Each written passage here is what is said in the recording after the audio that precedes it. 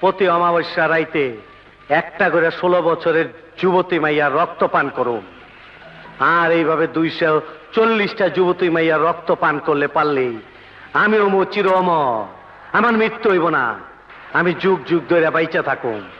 কিন্তু যুবতী মাইয়া আমি পামু কই? পাইছি, 2 দিন পর এখানে যুবতী মাইয়া হাট বসায় দেব। এটা মানুষের বস্তি। আয়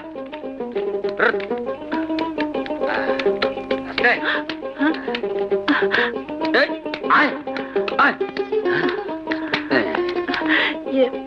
এসো। চলো।